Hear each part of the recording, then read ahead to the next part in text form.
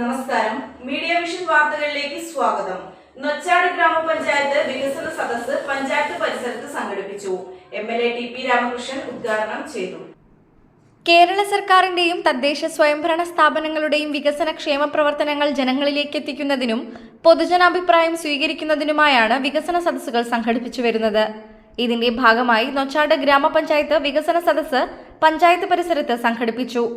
Panchayat vice president P M. Kunhikannan സ്വാഗതം പറഞ്ഞ ചടങ്ങിൽ ഗ്രാമപഞ്ചായത്ത് പ്രസിഡന്റ് പി.എൻ. ശാരദ അധ്യക്ഷത വഹിച്ചു. MLA TP. രാമകൃഷ്ണൻ ഉദ്ഘാടനം ചെയ്തു. കേരളത്തിൽ പ്രായമായവരുടെ പ്രശ്നങ്ങൾ കൈകാര്യം ചെയ്യാൻ ഒരു വയോജന കമ്മീഷനെ നിയോഗിച്ചു കഴിഞ്ഞിട്ടുണ്ട്. അതിൻ്റെ പ്രവർത്തനങ്ങൾ കേരളത്തിൽ ആരംഭിച്ചു. എല്ലാ തലങ്ങളിലുമുള്ള ഭരണ സംവിധാനത്തിൽ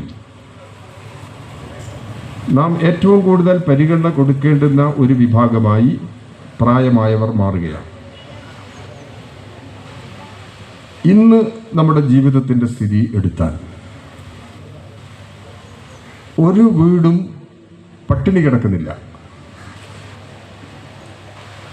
പട്ടിണിയില്ല എന്നുള്ളത് കൊണ്ട്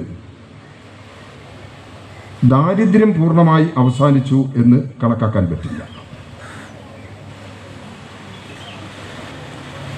എങ്ങനെ പട്ടിണി കിടക്കാത്ത ഒരു അവസ്ഥ നമ്മുടെ സമൂഹത്തിൽ വന്നു? നമ്മുടെ പുതിയ തലമുറയിൽപ്പെട്ടവർ ഒരു 1970 ശേഷം ജനിച്ചവർക്ക് ജന്മിത്വം എന്താണ് എന്ന അനുഭവമില്ല. തുടർന്ന് ഹരിതകർമ്മ സേനാംഗങ്ങളെയും ആശാവർക്കർമാരെയും വേദിയിൽ ആദരിച്ചു. സർക്കാരിന്റെ വികസന നേട്ടങ്ങൾ റിസോഴ്സ് പേഴ്സൺ ഗിരീഷ് വീഡിയോ അവതരിപ്പിച്ചു. ഗ്രാമപഞ്ചായത്തിന്റെ 5 വർഷത്തെ വികസന റിപ്പോർട്ട് പഞ്ചായത്ത് സെക്രട്ടറി അനീഷ് അരവിന്ദ് അവതരിപ്പിച്ചു. ആസൂത്രണ സമിതി vice chairman advocate K K. Rajan നിർദ്ദേശങ്ങളും അഭിപ്രായങ്ങളും ക്രോഡീകരിച്ചു. ശോഭന വൈശാഖ് ചടങ്ങിന് നന്ദി പറഞ്ഞു.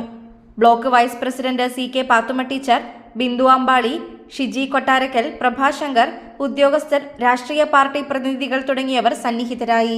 അത്തരം സംവാദങ്ങളിലെ ഏറ്റവും തിളക്കമാർന്നയാളായിരുന്നു ജനകീയ ആസൂത്രണ പദ്ധതി.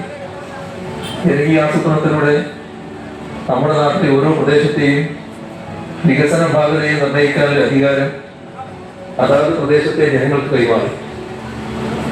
എല്ലാവർക്കും ഭൂമി, എല്ലാവർക്കും വീട്, വൈദ്യുതി, കുടിവെള്ളം, മാലിന്യമുക്ത പരിസരം, news bureau, media vision, Perambra.